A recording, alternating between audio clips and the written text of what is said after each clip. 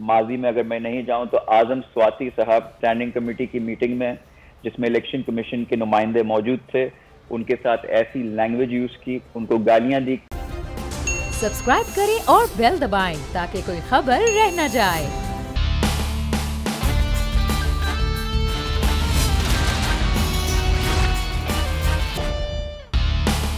अस्सलामु अलैकुम। The special report with Mudassar Iqbal के साथ हाजिर खिदमत है। नाज़रीन, खबरें आज दो तीन बड़ी अहम हैं। एक तो इस वक्त सियासी हवालों से ख़बर जो सामने आ रही है वो है वज़ीर आज़म इमरान ख़ान ख़ास से आज गुस्से में भी बरहम भी दिखाई दिए और अपोजिशन पर बड़ी स्ट्रेट जो है वो तनकीद भी उनकी सामने आ रही थी।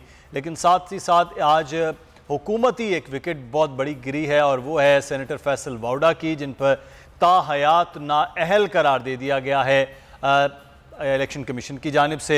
मामला ये है कि इससे पहले भी ताहयात नाअहली का मामला जो चल रहा है, सुप्रीम कोर्ट बार जो एसोसिएशन है वो गई थी और उसने बाकायदा तौर पर दरख्वास्त दी थी। उसमें ताहयात नाअहली का मामला जो था उसको कहा गया था कि ये नहीं होना चाहिए। उस पर बहुत ज़्यादा तनकीद भी की गई कि जनाब ये नवाज शरीफ साहब को बचाने की बात है या जहांगीर तरीन साहब को बचाने की बात है। आज एक और भी उन्हीं फहरिस्त में शामिल हो गए हैं, उनका नाम फैसल वाउडा साहब है। आज इस पर भी बात करेंगे।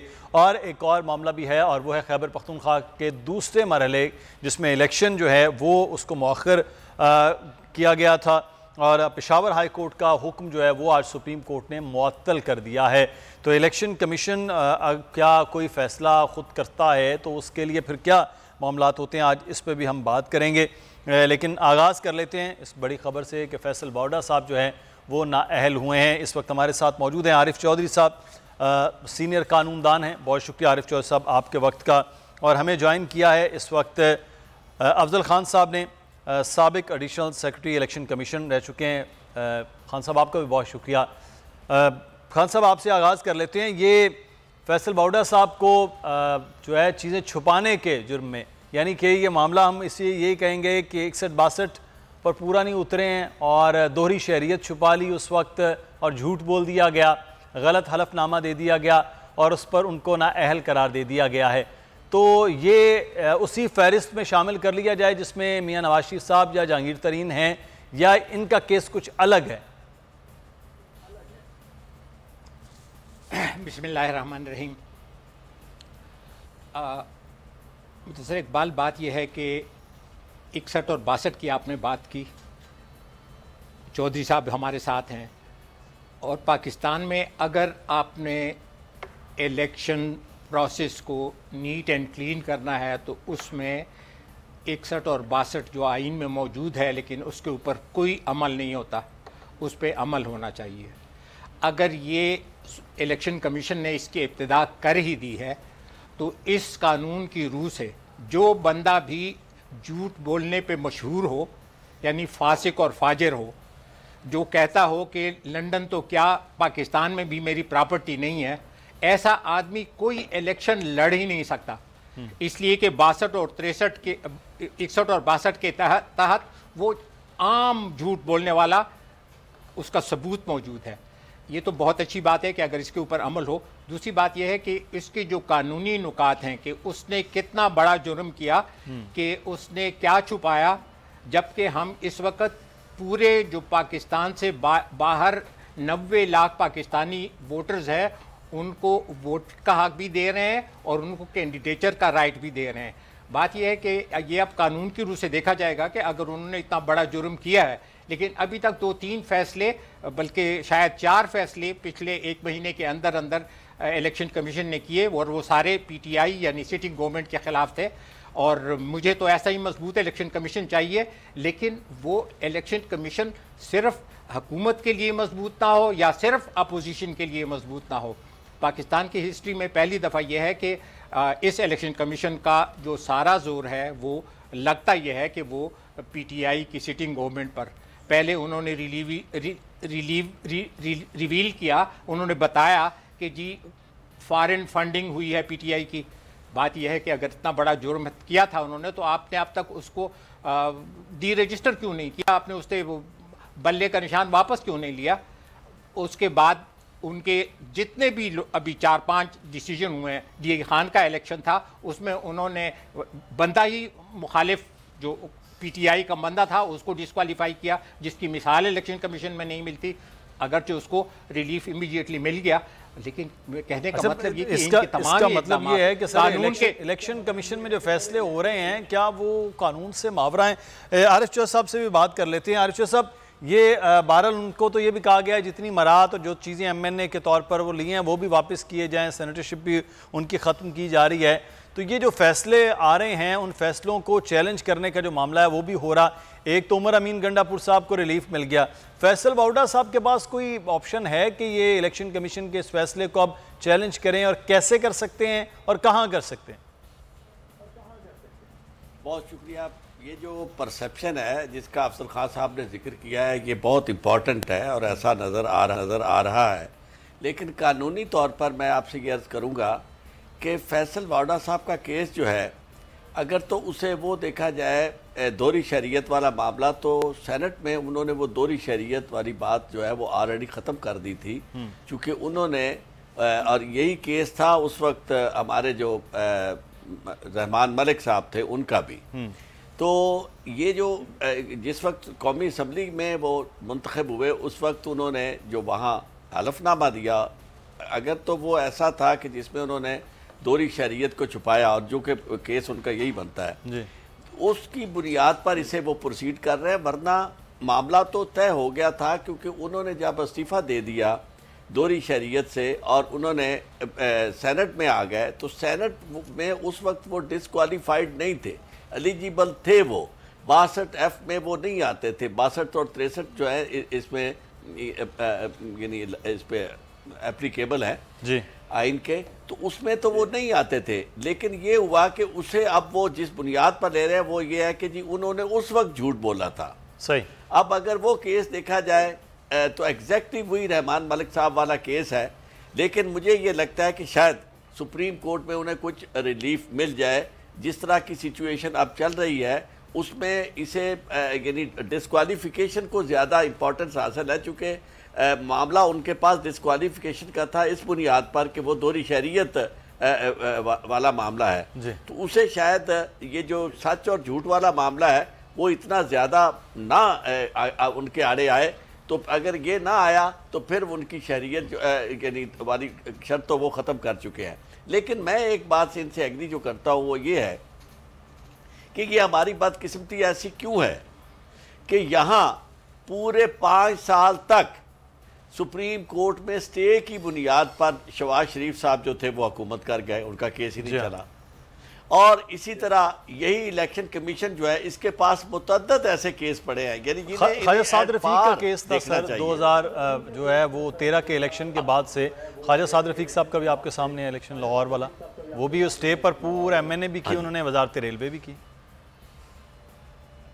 मामला इनके साथ ऐसा क्यों है? दूसरी बात मैं एक गवर्नमेंट से भी कहना चाहता हूँ जी कि भाई आप इस मामले पे क्यों तुले हुए हैं कि हर सूरत में आपने एक ही शख्स को लाना है हर जगह, और अगर किसी के यहाँ ये डिस्क्वालिफिकेशन मौजूद है बिल्कुल तो आप उसे छोड़ दें, किसी और को ले आए। और आप देखिए उसका नुकसान अब क्या हो सकता है कि जो सेनेट से इन्होंने बिल पास करवाया था उसमें भी चूंकि उन्होंने रिट्रोस्पेक्टिव इफेक्ट तो मेरे ख्याल में दिया नहीं जा सकता, लेकिन अगर ये फैसला बरकरार रहता है तो उनको रिट्रोस्पेक्टिव इफेक्ट दे दिया गया है कि मुराद भी सारी वापस करेंगे, और जो उन्होंने सेनेट में वोट दिया था वो भी एलिजिबल नहीं थे। यानी ये यहाँ तक आपका इलेक्शन कमीशन चला गया है।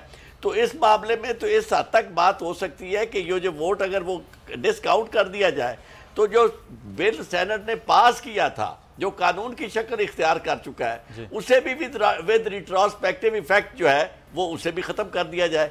कानून में रिट्रोस्पेक्टिविटी नहीं होती, कानून में प्रोस्पेक्टिविटी होती है। कानून पीछे से नहीं आ जाके अमल दरामद होता, जिस दिन आप फैसला करते हैं उस दिन से होता है। और दूसरा फैसलों के मामले में क्या है, एक जज अगर फर्ज करो मुदस्सिर साहब वो फैसला करता है और बाद में वो कंफर्म नहीं होता या उसे निकाल दिया जाता है, तो ये कभी ऐसा नहीं हुआ कि उसके फैसले जो हैं वो भी ख़त्म हो जाए।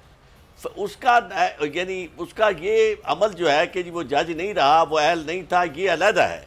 लेकिन जो उसने जजमेंट्स दी हैं उनको एक तहफ़्फ़ुज़ हासिल है। तो मैं ये समझता हूँ कि सेनेट में जो वोट था उनका, उस वक्त वो सेनेटर थे, उन्हें डिस्क्वालीफाई नहीं किया गया था। इस लिहाज से यूँ लगता है कि ये फैसले जो है ना, यानी बात चीज़ों से आपको उससे स्मेल आती है, कुछ महसूस होता है। जिस तरह मैंने इसकी बात की है कि इम्प्रेशन बहुत इंपॉर्टेंट है, यानी जो आपका परसेप्शन बनता है, तो परसेप्शन ये बनता है कि इस तरह के फैसले जो है कोई मेरिट में नहीं किए जा रहे हैं। बिल्कुल election commission and pitched against government, चूंकि गवर्नमेंट भी ये बड़े इंपॉर्टेंट, आप देखें, आप एक लॉयर की हैसियत से, एक गैर जानिबदार शख्स की हैसियत से आरिफ साहब ये कह रहे हैं कि ये, इससे पहले अफजल साहब ये कह रहे थे कि ये इस किस्म के फैसले इलेक्शन कमीशन की तारीफ चलते हैं। उस्मान सईद बसरा साहब भी हमें ज्वाइन कर चुके हैं जी, पाकिस्तान तहरीक इंसाफ के रहनुमा हैं, और अली राशिद साहब ने भी हमें ज्वाइन किया है, पाकिस्तान पीपल्स पार्टी के रहनुमा। उस्मान सईद बसरा साहब, आज फैसला फैसल वाउडा साहब का आ गया। बाला टेक्निकल ये मामला है जिस पर दोनों में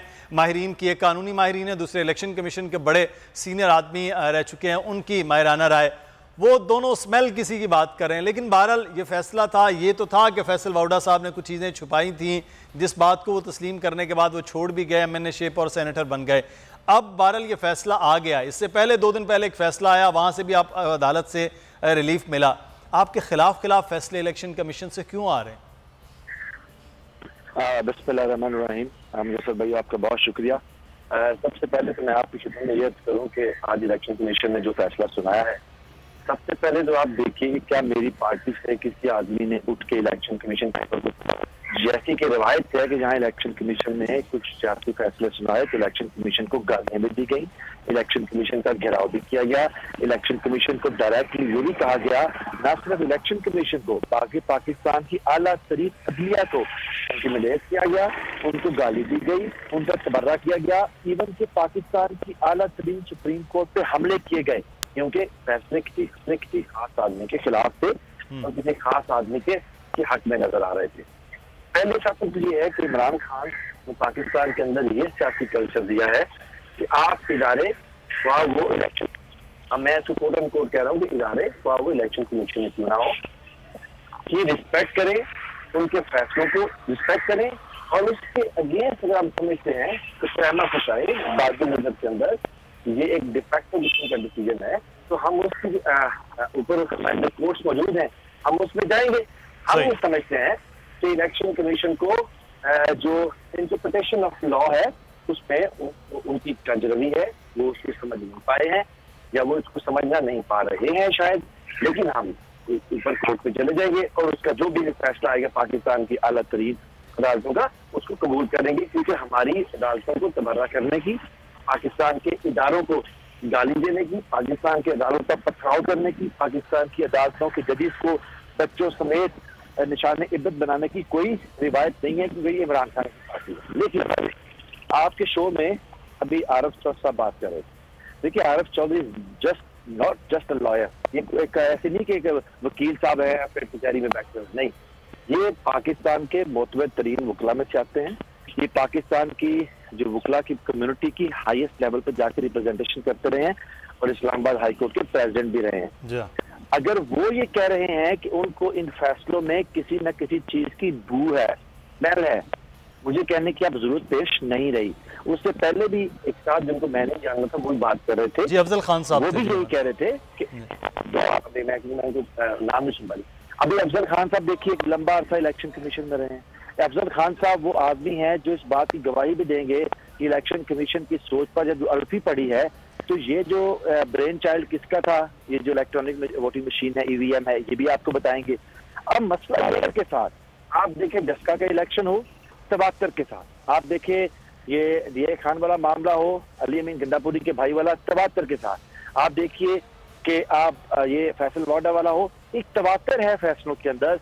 एक नजर आ रहा है कि एक खास किस्म की एक लाइन ली हुई है इलेक्शन कमीशन ने।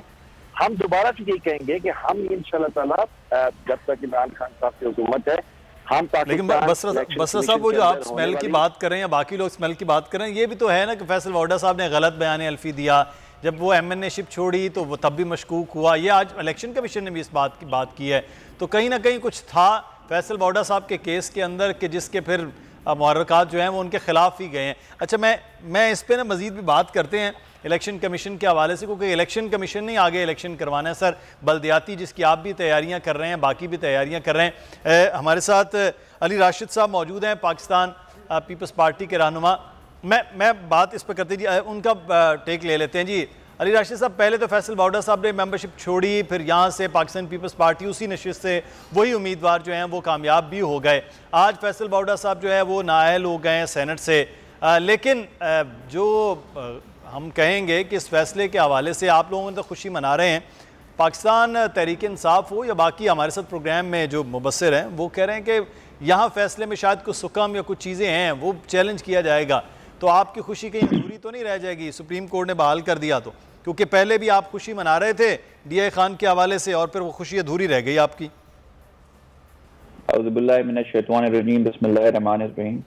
पहले आगे बढ़ने से पहले तो जो मेरे PTI के दोस्त हैं उनको याद दिलाना चाहूंगा जो कह रहे हैं कि इलेक्शन कमीशन को गालियां कौन देता रहा है। तो मेरे ख्याल से ज्यादा माजी में अगर मैं नहीं जाऊं तो आजम स्वाति साहब जो उनकी पार्टी से ताल्लुक रखते हैं, एक स्टैंडिंग कमेटी की मीटिंग में जिसमें इलेक्शन कमीशन के नुमाइंदे मौजूद थे, उनके साथ ऐसी लैंग्वेज यूज की, उनको गालियां दी गई कि इलेक्शन कमीशन के लोगों को उठ के जाना पड़ा। तो इस पर मैं नहीं चाहता कि कौन गालियां देता रहे और क्या कहता रहे, पहली चीज। दूसरी चीज, इस इलेक्शन में हमारी खुशियां तो अधूरी नहीं रहेंगी, इसलिए कि ये सबसे पहले जब ये सीट खाली हुई फैसल बाउडा साहब की और ये हल्के में री इलेक्शन हुआ उनके नेशनल असेंबली की सीट से, तो पहली चीज तो मैं आपको वहां से स्टार्ट करता हूँ थोड़ी स्टोरी कि जो ये इलेक्शन जीते 2018 में, पहले तो वही एक क्वेश्चन मार्क था, सवालिया निशान था वहां, इसलिए कि जितने वोटों से वो इलेक्शन जीते थे उससे ज्यादा वोट रिजेक्ट हो चुके थे। मतलब कि रिकाउंट में अगर आप जाते कि जो मार्जिन था जिससे वो जीते थे और रिजेक्ट हुए वे वोट डबल थे उस मार्जिन से जिससे वो जीते थे। तो वैसे लेकिन सर वो जीत अगर हो जाती, उनकी हार होती तो वो शहबाज शरीफ साहब जीतते, फिर भी कादर खान मंदोखेल साहब ना जीत पाते 2018 में भी। नहीं 2018 में भी नहीं, मगर अभी कौन जीता देखे ना, अभी कौन जीता। अभी हुआ इलेक्शन तो PTI छठे नंबर पे आई, छठे नंबर पे आई, मतलब कि उनकी जमानतें जब्त हो गई, ठीक है ना। और कौन जीता? पीपल्स पार्टी का उम्मीदवार, और दूर दूर तक PTI के नहीं रखे, उनके तो कैंप वैम्प पे खाली पड़े हुए थे अगर आप हालात आके देखते, ठीक है। तो यहाँ ये सब चीजें आगे बढ़ते हुए अब वो नाअहल हुए हैं, ये हुए हैं, मगर देखिए हर हमें कहीं क्या कहते हैं मायूसी नहीं होगी, इसलिए ये सिर्फ इलेक्शन कमीशन का फैसला नहीं है, ये पाकिस्तानी अवाम का फैसला है। पाकिस्तानी अवाम ने हर बाई इलेक्शन, चाहे वो KP का हो, जिस तरह KP में PTI हारी है, कराची के बाई इलेक्शन हो जाएं, कंटोनमेंट के इलेक्शन हो जाएं, जिस तरह PTI को बार बार हार का सामना करना पड़ रहा है, तो ये फैसला हुआ है। और आज की अगर आप स्पीच खान साहब की उठा के देख लें तो वो अपनी हार तस्लीम कर चुके हैं। उनको आने वाले वक्तों में लग रहा है कि बस this is it, game is over, उनका टाइम पूरा हो चुका है। सही, तो आप समझ रहे हैं कि इमरान खान साहब का टाइम पूरा हो गया है, कि फिर तमाम अपोजिशन जमातें भी इकट्ठी हो रही हैं, अब आप भी जो है वो इकट्ठे हो रहे हैं। लेकिन इमरान खान साहब ने आज ये भी कहा है कि 20 साल एक दूसरे को चोर और डाकू कहते हैं और आज जो है वो इकट्ठे हो रहे हैं, ये भी उनकी तनकीद है। बहरहाल इस पे हम तो बात करें, लेकिन आज हम इलेक्शन कमीशन के हवाले से बात करें। सर, इलेक्शन कमीशन ने बहरहाल फैसला, आप कहीं स्मेल आ रही है नहीं है अफजल खान साहब, इलेक्शन कमीशन के पास इख्तियार है, उसने फैसला दिया है, लेकिन इलेक्शन कमीशन पर जो जिम्मेदारियाँ आगे चल कर आ रही हैं उसके हवाले से फिर आप आज ये स्मेल है तो आगे तो बहुत बड़ा इवेंट है सर, बल्दियाती इलेक्शन का, और फिर आम इंतखाबात उसके बाद होने जा रहे हैं। तो ये जो स्मेल का इलेक्शन कमीशन है ये तो फिर पाकिस्तान के लिए, सियासी जमातों के लिए, जमहूरियत के लिए ठीक नहीं होगा। मुदस्सर इकबाल, आपने मेरे दिल की बात कह दी है। बात यह कि हम सबसे पहले पाकिस्तानी हैं और हम पाकिस्तान में चाहते हैं कि जमहूरी निज़ाम का तसलसल हो। जमहूरी निज़ाम का तसलसल तब हो सकता है कि जब आईनी इदारे आइन के अंदर रहकर अपना किरदार अदा करें, वो ना हुकूमत के जेब की घड़ी बने और ना अपोजिशन के हाथ की छड़ी बने। और ये चीज़ नज़र आनी चाहिए उनके फैसलों से। देखिए, action speaks louder than the word. पिछले 4 हफ्तों में इन्होंने 4 ऐसे डिसीजन किए जिसमें एक ये भी शामिल है, इससे पहले बन्नू के एक बंदे को उन्होंने डिस्क्वालीफाई भी किया मिनिस्टर को, और 5 साल की उसके ऊपर पाबंदी भी लगाई। मतलब लेकिन ये तमाम सिर्फ एक पार्टी के ऊपर, मैं चाहता हूं कि आप इससे भी ज़्यादा स्ट्रांगर, जैसे इंडिया के इलेक्शन कमीशन का था TN सेशन, और देखें मैं बीइंग ए ब्यूरोक्रेट, मैं चाहता हूं कि ये ब्यूरोक्रेट पाकिस्तान में पहली दफ़ा यहाँ पे चीफ इलेक्शन कमिश्नर बना है। पाकिस्तान में सैकड़ों रिटायर्ड सेक्रेटरी फिरने हैं जी। इस बंदे को इस ओहदे पे चुना गया, उसके सर के ऊपर उकाब या हुमा बैठ गई, लेकिन ये एक बहुत बड़ा इम्तिहान भी है, आजमाइश भी है। अगर उसने अभी मैं आपको बता दूं, इलेक्शन कमीशन के अंदर बहुत डिस्ट्रस्ट है। ये जब से आए हैं इन्होंने 70 लोगों को भर्ती किया और उन 70 लोगों को रिपोर्टेडली हर बंदे को 10-10 लाख रुपए दिए, और जो इलेक्शन कमीशन के अपने लोग हैं उन तमाम को डिस्प्लेस किया सही, और 200 से ज्यादा लोगों को पोस्टिंग और ट्रांसफर की। उसमें से एक बंदा सिद्दीक नाम का 3 महीने में 3 दफा ट्रांसफर हुआ and he died of the shock and heart attack. इस आदमी के ऊपर 302 बननी चाहिए। बात यह है कि सर ये तो अब वो इस वक्त नेशनल इलेक्शन के सरबराह हैं, हम इस पे बारे में वो आईनी एक ओहदा भी रखते हैं और आईनी इदारा भी, हम इस पे हवाले से क्या कहा जा सकता है। बहुत शुक्रिया अफजल खान साहब आपके वक्त का भी है, और हमारे साथ आरिफ शोर साहब हमारे साथ मौजूद थे, आपका भी शुक्रिया। उस्मान सईद बसरा साहब और अली राशिद साहब, आप चारों अब आपका शुक्रिया अदा करते हैं। यहाँ पर हमें एक ब्रेक लेना है, ब्रेक के बाद वापस आएंगे, फिर बात करेंगे कि इस वक्त सदा है अल्लाह अकबर की, जिसकी गूंज न सिर्फ भारत बल्कि पूरी दुनिया में सुनाई दे रही है। कुव्वत और ताकत की एक ज़बान मुस्कान। बात होगी ब्रेक के बाद।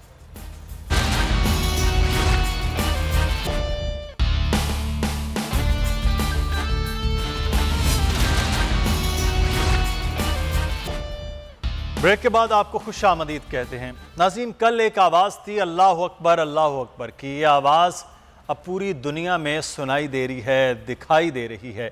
बज़ाहिर एक नहीफ सी नौजवान लड़की, जिसके शायद इर्द गिर्द एक हुजूम था दर्जनों अफराद का, और उसकी आवाज़ उन आवाज़ों से ज़्यादा जानदार, उस आवाज़ों से ज़्यादा शानदार थी, और वो है वाक़या कर्नाटक का। कर्नाटक में कल एक निहत्ती मुसलमान लड़की जब अपनी बाइक पार्क करके वापस आ रही, तो वहाँ उसके हिजाब के हवाले से, क्योंकि इससे पहले एक मामला चल रहा था हिजाब का कि उस पर पाबंदी लगाई जाए, जिस पर कोर्ट में भी अब केस है और आज भी उसकी हियरिंग हुई है। ये मंजर आप देख रहे हैं, मुस्कान नामी मुसलमान एक लड़की जिसने उस वक्त उन नारों का जवाब जो वहाँ पर इंतहा पसंद शिवसेना के कारिंदे लगा रहे थे, उस वक्त ये नारे बुलंद किए। तालीमी इदारों में इस वक्त हिजाब पर पाबंदी की बातें हो रही हैं, टीचर्स इन तमाम तर अमल में शामिल हैं। बच्चियां ये कह रही हैं कि उनका राइट है कि वो हिजाब लें न लें, लेकिन इसके ख़िलाफ़ पूरी एक भरपूर कैंपेन चलाई जा रही है। लेकिन चाहे हिजाब लेना है या नहीं लेना, ये उस शख्स की अपनी चॉइस में होना चाहिए जो भारत के अंदर ये चीज़ें हो रही हैं। आलिया सारिम बर्नी साहिबा हमारे साथ मौजूद हैं, सोशल एक्टिविस्ट हैं। बहुत शुक्रिया आलिया सारिम बर्नी साहिबा आपके वक्त का। बड़ी एक जानदार और शानदार आवाज़ आपको सुनाई दे रही होगी मुस्कान की, कि अब वो सोशल मीडिया से निकल कर भारत के ऐवानों तक और अदालत में वो सुनाई दे रही है। तो इस किस्म की जो है वो स्ट्रेंथन हम सोचते हैं कि अपनी जो बच्चियां हैं, बल्कि ख़वातीन हैं, मैं वो अपनी का तो लफ्ज़ भी इस्तेमाल करना वो भी शायद गलत है, अपनी नहीं होना चाहिए, वो भी अपने उसी जैसे मर्द पूरी अपने ज़ात में एक ख़ुद जो है वो इंसान है, उसी तरह से ख़वातीन भी हैं। आप क्या कहेंगे इस वाक़े के हवाले से?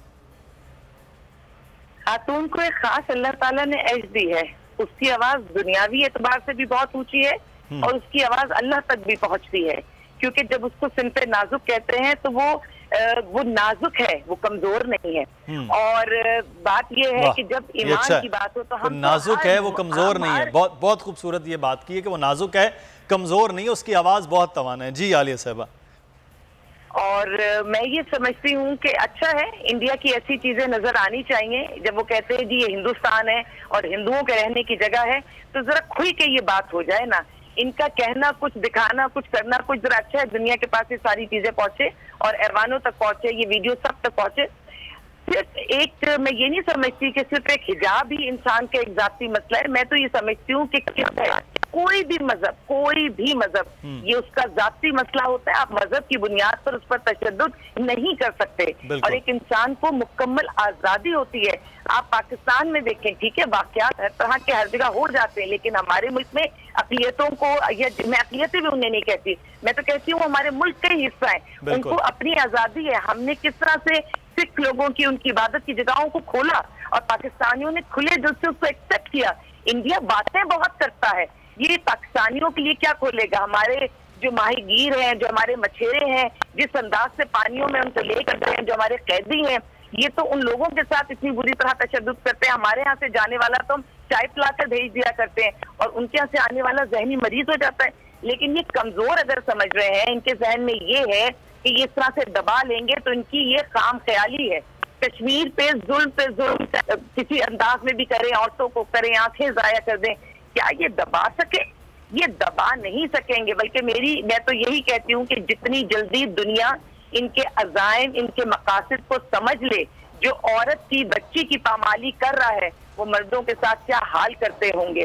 तो और ये सिर्फ हमारी बच्चियों के साथ नहीं है, ये मुसलमान भी नहीं, इन लोगों की साइकी यही है। इनके आप कितने केसेस देखें, ट्रेनों में कौन सी बच्चियों की इज्जतें महफूज हैं, इनके पास किस जगह किसकी इज्जत महफूज है। तो ये जो कुछ कर रहे हैं ये अपनी असल शक्ल दिखा रहे हैं और ऐसा होना भी चाहिए कि पूरी दुनिया इनकी असल शक्ल पर आबादी के हिसाब से एक बहुत बड़ा मुल्क है। लेकिन उसके बावजूद ये चेहरा नहीं है आलिया सारिम बनी साहबा, जो इंडिया के एक सेकुलर रियासत का था, ये अब चेहरा कुछ और है, ये नहीं था। अब इस वक्त हमारे साथ मौजूद हैं कर्नल रिटायर्ड अनिल भट्ट साहब, इंडिया से एनालिस्ट हैं। बहुत शुक्रिया अनिल भट्ट साहब आपके वक्त का। जब हम बात करते हैं सेकुलर हिंदुस्तान की, जब हम बात करते हैं कि ये गांधी जी का हिंदुस्तान, तो वो ये हिंदुस्तान नहीं है जिसके चेहरा ये है कि जिसमें इस तरह का है। वहाँ तो सबको, चाहे वो हिंदू है, मुसलमान है, कोई भी है, वो उस तरह से रहने वाले। लेकिन ये जो तेज़ी के साथ इंतहा पसंदी का जो एलिमेंट है वो आ रहा है और जो चीज़ें सदियों से चल रही थी वो अब अनएक्सेप्टेबल होनी शुरू हो गई हैं। क्या वजूहात हैं इसकी? देखिए, ये जो कुछ मैंने सुना, जो कहा जा रहा है, ये दुरुस्त नहीं है जी। यहाँ कभी भी हिजाब वगैरह का मसला था ही नहीं जी। जो अहमियत थी वो थी और होनी चाहिए, वो स्कूल के यूनिफॉर्म की है। हमारे जितने स्कूल हैं, हर स्कूल की एक यूनिफॉर्म है और ये सेक्युलर स्कूल हैं, ये इनमें कोई मजहब के तौर पे कोई फर्क नहीं पैदा किए जाते या फर्क नहीं है। अभी जो कुछ आप सुन रहे हैं ये सियासी शरारत है। सही, बिल्कुल सीधी बात मैं बता रहा हूँ, ये सियासी शरारत है। इसमें और मैं गहराई में नहीं जाना चाहता। ये इसके जो कनेक्शंस हैं काफी लंबे हैं और सारे सिर्फ हिंदुस्तान में नहीं, हिंदुस्तान से बाहर भी हैं। अनिल भट्ट साहब, जो आप सियासी शरारत, बिल्कुल ये तो एक हिंदुस्तान में रहने वाले जो सदियों से यहाँ रह रहे हैं लोग, जिसका जो भी मजहब है, चाहे वो किसी भी मजहब से ताल्लुक रखता है, ये फिर इसका मतलब है ये जो सियासी लोग हैं वो अपने मकासद के लिए वो तमाम तर हिंदुस्तान की और यहाँ पर रहने वालों के लिए जिंदगी मुश्किल कर रहे हैं। बिल्कुल बिल्कुल। इन कुछ सियासी खेल में जो बुरी तरह हारे वो अब यहाँ हमारे तो ये ना दुश्मन तो है ही हैं, इस देश के दुश्मन हैं ही हैं, लेकिन कुछ हमारे अंदर हैं जो उन दुश्मनों के साथ बड़ी अच्छी तरह मिले हुए हैं और उनको ये जो सियासी डिफीट थी वो हजम नहीं हो रही। सही। अच्छा, मैं आलिया सारिम बनी साहबा हमारे साथ मौजूद हैं। आलिया साहबा, इस वक्त जो ये एक चेहरा है कि उससे पहले भी एक वीडियो आई थी, इस वाक़े से पहले एक वीडियो आई कि उस्ताद जो हैं वो बता रही हैं कि आप ये इस किस्म का हिजाब ना करके आएँ। ये कहीं भी हो, ये चाहे पाकिस्तान हो, चाहे वहाँ हो, चाहे फ्रांस में आपको मालूम है कि वहाँ एक हिजाब की पाबंदी है। ये इंसान का बुनियादी हक क्यों नहीं है कि वो क्या पहन रहा है, क्या नहीं है? तो इस पर कतगन ये कुछ समझ में नहीं आती, चाहे दुनिया के किसी भी हिस्से में हो। इस वक्त औरत को जिस तरह से आजादी के नाम पे उन्हें दिखाया जा रहा है, ये उन्हें आजाद नहीं किया जा रहा। एक तरफ तो बहुत आजादी की बात होती है औरत की, अगर औरत को इतनी भी आजादी नहीं है किसी भी मुल्क में कि वो चेहरा दिखाए या चेहरा छुपाए, तो इसके बाद आजादी की दूसरी बात तो सामने आती ही नहीं है। ये तो बुनियादी हक है किसी भी इंसान का और खास तौर पे औरत का, क्योंकि औरत का हुस्न उसके चेहरे में, उसकी हर चीज में। तो अगर अपने हुस्न को अपनी मर्जी से छुपाना चाहे तो उसको क्या मना दी है, क्यों मना किया जाता है? इसके पीछे वो जितने भी नेगेटिव मकासद हैं, अलग होकर भी सोचे। तो औरत के लिए जिस किसी पूरी दुनिया में देखिए, औरत को अगर बराबरी के तौर पे नहीं देखा जा रहा तो पाकिस्तान में तो बहुत आवाजें उठ रही हैं। जिन तरक्की याफ्ता ममालिक में कहा जाता है कि जो है वो हम पल्ला है, तो क्या वहाँ डोमेस्टिक वायलेंस नहीं होता? क्या वहां पर तनख्वाहें एक हिसाब से दी जाती हैं? क्या वहां पर औरत के साथ कोई ज्यादती नहीं होती? वहां पर भी ये सारी चीजें रिपोर्ट होती हैं। बात सिर्फ इतनी सी है, जहाँ इंसाफ जल्दी मिल जाता है, वहाँ इंसाफ की बात की जाती है, इसलिए वो अपने आप को कहते हैं कि जी वो तरक्की याफ्ता है। लेकिन अगर आप उनके रिपोर्टेड केसेस देखेंगे, वहां का तो आलम ये है कि औरत जिस औलाद को पैदा करती है नहीं दे सकती, क्योंकि उन्होंने सिस्टम ऐसा बना दिया कि आपको पता ही नहीं चलेगा। तो जिस सिस्टम में औलाद से पहचान छीन ली जाए, औरत से उसका हिजाब छीन लिया जाए, औरत की अगर मर्जी है, अगर हिजाब उतारने में औरत की मर्जी शामिल है और उसमें दुनिया खुश होती है, तो हिजाब पहनने में उसकी मर्जी क्यों नहीं है? जो हिजाब पहनना चाहो भी तो फिर आप आजादी दीजिए ना, उसको भी तो उसके अंदाज से जिंदगी गुजारने दीजिए। और जहां तक बात है, हिंदुस्तान जिस बुरी तरह से हमारा दुश्मन है, इतने मुसलमान तो यहाँ पाकिस्तान आ गए, लेकिन जो वहां बचे हैं उन्हें मुसलमानों से कोई मोहब्बत नहीं है।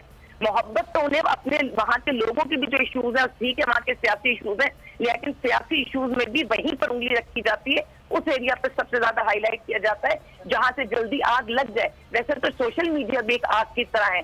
सोशल मीडिया में बहुत सारी वीडियोस, बहुत सारी चीजें इस तरह से होती हैं कि वो जल्दी वायरल हो जाती हैं। वायरल होने के भी जो नतीजे हैं या मकासद हैं वो भी, लेकिन इस चीज को हम कतई नजरअंदाज नहीं कर सकते कि ये इंडियंस, ये हिंदू जो ये हैं, ये हमसे किस किस्म की मोहब्बत रखते हैं। और इस वक्त जिस तरह की, चाहे वो सी-पैक का मामला है, जो पाकिस्तान के मामला है। अच्छा आलिया साहब, ये एक बात हो रही, मैं हमारे साथ इस वक्त मुस्कान मौजूद हैं जिनके साथ ये वाक़या पेश आया है इंडिया से, कर्नाटक से। बहुत शुक्रिया मुस्कान आपके वक्त का। आप जब आई, ये वाक़या कैसे हुआ? आप जब आई हैं तो उस वक्त ये लोग वहाँ पर मौजूद थे, ये क्या वजूहात हुई, हुआ क्या? मेरे प्रिंसिपल, मेरे टीचर सब मेरे साथी थे। ये थोड़े बहुत आउटसाइडर का काम है। मेरा मतलब अल्लाह पर भरोसा था। जो हमारा देखो हिजाब जो है प्रियोरिटी ऑफ एवरी गर्ल, तो सिर्फ सारे लोग, लेकिन मेरे कॉलेज के बस 2-4 ही थे, बाकी सब आउटसाइडर्स थे जो कि मैं जानती भी नहीं थी उन लोगों को। सही। अच्छा, लेकिन मुस्कान, हम ये देख रहे हैं बहुत से लड़के जो हैं वो आपके इर्द गिर्द वहाँ इकट्ठे हो गए और ये खौफ भी होता है। आप में उस वक्त इतनी हिम्मत और ये कैसे आ गई कि आप उस वक्त नारे भी लगा रही थी? नहीं, कल से शुरू हुआ। फिर हमारा प्रिंसिपल, हमारा लेक्चर, सब मतलब जितने भी कॉलेज के थे सब हमारे ही सपोर्ट पे थे। डरना नहीं सर, आगे बढ़ना है। मुझे मतलब कुछ समझ में नहीं आ रहा था। वो मेरे कान में आया कि जय श्री राम करके सुना रहे थे, तो मैंने भी सुनाया अल्लाह को। पर डरने का नहीं है, उन लोगों से अगर हम डरेंगे तो और डराएंगे। बिल्कुल सही। अच्छा, बहुत शुक्रिया। आप मेरे ख्याल में पीछे शोर भी हो रहा है, आप कोर्ट में भी उस वक्त मौजूद थी। बहुत शुक्रिया, आपने हमें वक्त दिया है। लेकिन एक चीज़ जो है, हमें एक इसी पूरे एपिसोड में पॉजिटिविटी भी जो नज़र आती है कि एक तरफ हरासा करने के लिए नारेबाजी है, लेकिन दूसरी तरफ उसी कॉलेज के स्टाफ है, जो लोग हैं जो मुस्कान को वहाँ से ले भिजा भी रहे हैं, यानी कि हिफाजत भी कर रहे हैं। ये दोनों पहलू दिखाना बड़ा ज़रूरी है। ये इस वक्त सोशल मीडिया पे एक वन साइडेड जो एक चीज़ वो चल रही है। मैं आलिया सारिम बनी साहब, आप कुछ फरमा रही हैं जी? देखिए, मैं कल सब मैं आता हूँ जी, मैं कल सब आता हूँ। सिर्फ कोई बात कमेंट करना चाह रही है आलिया, मैं फिर आपकी तफसीली बात लेता हूँ। जी, मैं सोशल मीडिया के हवाले से एक बात कहना चाह रही हूँ कि इस बच्ची ने भी बहुत अच्छी बात की कि हमें डरना नहीं है, हमें मुकाबला करना है। सोशल मीडिया का अपना एक तरीकेकार है। अब चाहे वहां से आपको पता है कि आपको उसको वायरल करना है और उससे आपको जिसको भी जो भी मकासद हासिल होते हैं, चाहे वो सियासी हो, समाजी हो, पैसों के हवाले से जो भी मकासद हो, लेकिन ये पब्लिक की भी जिम्मेदारी हो। जैसे अभी आपने कहा कि तस्वीर के दोनों रुख देखने चाहिए, दोनों रुख बिल्कुल देखने चाहिए और हम उसको देखेंगे भी। उसके बाद जो इस बच्ची ने बातें की हैं वो भी जहन में रहेंगी। लेकिन सबसे जो यही है कि औरत की आवाज को दुनिया कभी दबा नहीं सकी और अब तो वो सारे मराहिल तय कर लिए गए हैं कि अब औरत की आवाज को बुलंद, जब भी औरत अपनी आवाज को बुलंद करेगी चारों तरफ उसकी गूंज सुनाई देगी, क्योंकि औरत ने बहुत सारी चीजें अपने हक में साबित कर ली है। लेकिन फिर मैं औरत को एक ही कहूंगी कि औरत की मजबूती तब होती है जब उसके पीछे, उसके खूंटे से उसके अपने घर के सारे रिश्ते बंधे हुए होते हैं। इस बच्ची की तरबियत बहुत बेहतरीन है, जिसने अल्लाह अकबर के नारे लगाए, ना ये किसी चीज से डरी, ना इसके दिल में कोई खौफ आया। अल्लाह की मोहब्बत तो है, लेकिन अपनी बच्चियों को इतना ही बाकिरदार और मजबूत बनाया ना, वो बहुत जरूरी है, वो अपने काम कर सकें। बिल्कुल। अच्छा, कल साहब आप कुछ फरमा रहे हैं जी? मैं सिर्फ इतना एक बारी फिर से बहुत एम्फेसिस के साथ क्लैरिफाई करना चाहता हूँ कि जितनी छूट, जितनी इंडिपेंडेंस हिंदुस्तान में है और शायद कोई भी मुल्क में नहीं है सर। ये जो कल साहब आप जी आप छूट की बात कर रहे हैं, कल साहब आपके सामने है कि जो है वो किस किस्म के है कि हिजाब पर पाबंदी है। अगर आज आप खवातीन के हिजाब के हवाले से कि वो जी हिस्सा नहीं हो सकता यूनिफॉर्म का, देखिए जनाब, मैं गुजारिश, हम भी स्कूल में पढ़े थे, हम भी स्कूलों में पढ़े हैं। स्कूल में स्कूल की जो यूनिफॉर्म है वो ही चलती थी और वही चलनी चाहिए। हमारे टाइम में, किसी भी टाइम में स्कूलों में ये एक फर्क क्या कहते हैं, ड्रेसेस नहीं चलती। सही, बिल्कुल ठीक है। मैं ये सिर्फ यही कहना चाह रहा हूं कि अगर आज यूनिफॉर्म का हिस्सा नहीं हो सकता किसी का हिजाब, तो इसका मतलब है कल को जो सिख एक बहुत बड़ी कम्युनिटी है इंडिया में, उनकी फिर पगड़ी पर भी स्कूलों में, कॉलेजेस में, यूनिवर्सिटीज़ में पाबंदी लगा दी जाएगी। क्योंकि ये तो फिर एक ऐसा इशू है कि जिसमें यूनिफॉर्म मुकम्मल है, बच्चियां जो स्कूल में यूनिफॉर्म में, सिर्फ दुपट्टे तो सर पर जो शरारत कर रहे हैं जी, ये शरारत कर सक रहे हैं क्योंकि इतनी छूट है। वरना आप अपनी खुद पाकिस्तान में देखिए, किसी सरकार के खिलाफ कोई कोई विस्पर भी निकाले, उसकी क्या हालत होती है उसकी। बिल्कुल। यहाँ तो एक कम से कम ये कौम है यहाँ सरकार के खिलाफ आप बोल सकते हो, और जो बोलने वाले हैं वो बोलते रहेंगे। उनको तो कोई कुछ भी कर लो, उनको खुश नहीं रख सकते। सही, क्योंकि वो हारे हुए हैं। ठीक है, बिल्कुल। और दो हमारे दुश्मन देश हैं, पड़ोसी, जिनको क्या कहते हैं, हर कोशिश है उनकी सीमाओं पे क्या कहते हैं, लड़ना उनके लिए काबिल नहीं है, उसके काबिल नहीं है। तो वॉरफेयर बाय अदर मीन्स करिएगा। सर कल सब हमारे भी जो है वो दोनों सीमाओं पर दो दुश्मन देश थे। एक तो खैर अब चेंजिंग हो गया है, लेकिन एक का भी हालत जो है कल सब वो बड़ी मुख्तलिफ है। 27 फरवरी आ रहा है, हमने भी उनको सरप्राइज़ दिया, वो सरप्राइज़ 27 फरवरी को दोबारा हम याद भी उनसे करवाएंगे। लेकिन आप कह रहे हैं आज़ादी छूट है सर, कश्मीरियों में अभी तक लॉकडाउन की सूरत हाल है। वहाँ जो भारतीय सरकार के साथ जो हुकूमतें थी, वो भी आज फारूक अब्दुल्ला साहब हों, वो महबूबा मुफ्ती हों, वो भी खिलाफ है। कश्मीर में तो शुक्र है कि वो 370 को रद्द किया गया। वो 370 के नाम पे कश्मीर तो बेचा जा रहा था, कश्मीर को बेचा जा रहा था पाकिस्तान को। तो सर आज जो है आप ये मेरे से ये तो अक़वाम मुत्तहिदा की करारदादों के खिलाफ भी आपने कर लिया। आपने वज़ीर आज़म के नरेंद्र मोदी के ऐलान के खिलाफ कर लिया। सर आज जो है वो नरेंद्र मोदी के ऐलान के खिलाफ तक ये कर लिया। भारत में जिस तरह से ये तमाम तर चीज़ें हुई हैं, और आपके सामने भी है, एमनेस्टी की रिपोर्टें आपके सामने भी हैं, वहाँ ना आपका अपना मीडिया नहीं जा सकता, आपके अपने अपोजिशन लीडर नहीं जा सकते। सर एमनेस्टी की रिपोर्टें सरासर गलत है। सर चले वो गलत हैं। एमनेस्टी भी एक चम्मच ऑर्गेनाइजेशन है, चमचे। तो आप तो कांग्रेस के रहनुमाओं को भी नहीं उतरने दे रहे हैं श्रीनगर के एयरपोर्ट पर। सर कांग्रेस के रहनुमाओं को नहीं उतरने दे रहे हैं। 7 कश्मीरियों पर एक फौजी तैनात है। कोई भी अहमियत नहीं रखती, और एमनेस्टी कोई क्या कहते हैं ट्रूथफुलनेस का कोई एग्जाम्पल नहीं है। में भी बतेरे झूठ बोले हुए हैं। कर्नल साहब, ये आपके मुल्क में है कि इस वक्त आप समझते हैं कि आरएसएस कोई कुछ नहीं कर रहा है? इस वक्त होल्ड जो है वो जो आप समझते हैं कि जो गांधी और गांधी साहब का और जो नेहरू साहब का जो हिंदुस्तान है वो वाकई वो वाला चेहरा है? आप ये समझते हैं कि ये वाकई सेकुलर इंडिया है जो इस वक्त नजर आ रहा है? नेहरू साहब का हिंदुस्तान जो था, नेहरू साहब का हिंदुस्तान जो था, उसने पाकिस्तान को तो बहुत ज्यादा ढील दी हुई थी। अच्छा, वो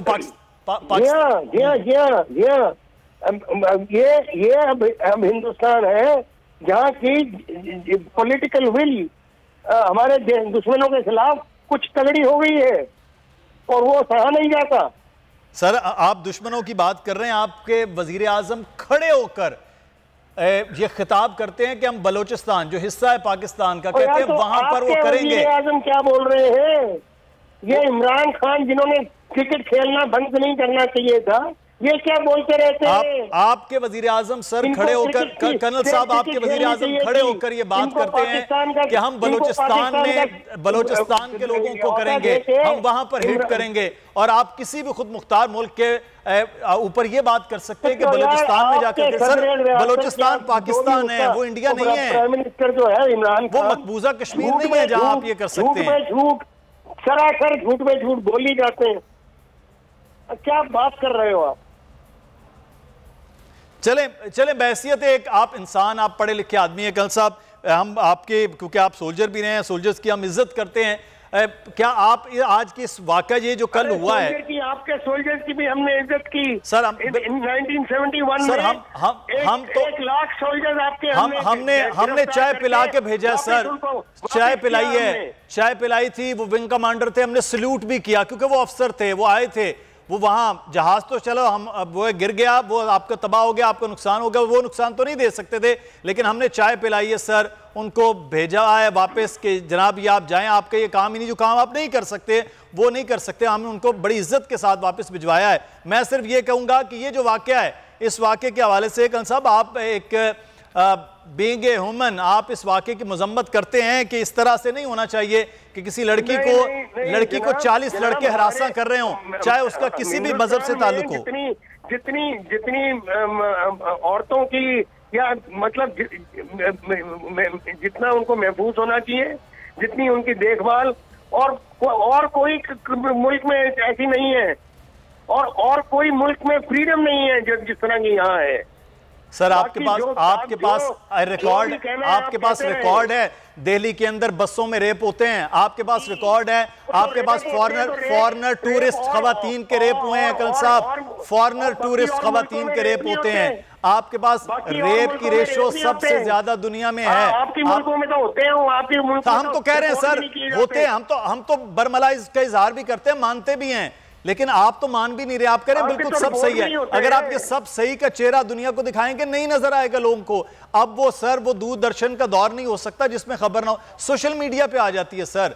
सारा जो मीडिया है वो नरेंद्र मोदी साहब का शाइनिंग इंडिया दिखाने की कोशिश भी करे तो सोशल मीडिया नहीं झूठ बोलता, वो सारी चीजें वो दिखा देता है। सोशल मीडिया तो बल्कि सोशल मीडिया तो इस पे तो झूठ पे झूठ चलते हैं सर, वो सच आ जाता है ना, नजर आता है, वहीं से तो पता चला था, वरना तो आपने एक हारे हुए शख्स को भी जो है इतना बड़ा अवार्ड दिया, सोशल मीडिया ने पूरी दुनिया को बताया। और आपके इंडिया से सवाल हो रहे हैं कि कश्मीर से लेकर बंगाल तक जो है वो भी चलें सर। आप यही एक बड़ी बात है कि ये अच्छा है कि आपने मानना नहीं और हमने आपको बताना भी है। बहुत शुक्रिया कर्नल साहब, मेरे पास वक्त खत्म हो रहा है जी। आलिया सारिम बनी साहबा जी, सर बहुत लंबी होगी आलिया साहबा, मैं चाहूंगा नजरिए पे बना था और आज तक वो 2 कौमी नजरिया हमें नजर आता है। और पाकिस्तान क्यों बना था, ये सारे वाकयात चीजें जो भी ये हिंदुओं की जो भी सोच है वो हमें जिस तरह नजर आती है, तो 2 हमारे दिल में ये बहुत सही फैसला जिन्ना का था, जिन्ना को मालूम था, कायदे आजम को मालूम था कि ये क्या होने वाला है, जिसके लिए मैं समझती हूँ पाकिस्तान बना। अल्हम्दुलिल्लाह इंडिया को और ये जो भी इस तरह की सोच रखने वाले एक्सट्रीमिस्ट हैं, पाकिस्तान ने हमेशा 4 चोट की मार मारी है। हम कभी मोहब्बत से मारते हैं और कभी मैदान जंग में मारते हैं, और ये सिलसिला बिल्कुल यही बात है। और हमारे पास तो पाकिस्तान में जो हम आलिया सारिम बनी साहिबा भी कहती है अक़लियत का तो हम लफ्ज़ भी इस्तेमाल नहीं करना चाहते, हमारे पाकिस्तानी बल्कि भारत में भी वो लोग जिनका वो मजहब है, जिनके लिए करतारपुर से लेकर तो हंगलाज मंदिर तक तमाम सहूलियात भी दे रहे हैं और आने वाले ज़ायरीन को वेलकम भी वार्म वेलकम कर रहे होते हैं। हाँ भाई, ये है पाकिस्तान, ये कोई नरेंद्र मोदी के इंडिया की सूरत हाल नहीं है कि एक स्काफ पर इतना वावेला हो और एक अल्लाह अकबर की सदा से वो खौफ हो कि इस वक्त ऐवान भी हिल रहे हो। बहुत शुक्रिया। हमारे साथ मौजूद थे आलिया सारिम बनी साहिबा भी और कर्नल अनिल भट्ट साहब भी। आप दोनों का शुक्रिया अदा करते हैं। मुस्कान की जो आवाज़ है और जानदार आवाज़ है वो इसी तरह से गूंज भी रही है। मुदस्सिर इकबाल को इजाज़त दीजिए। अल्लाह हाफ़िज़।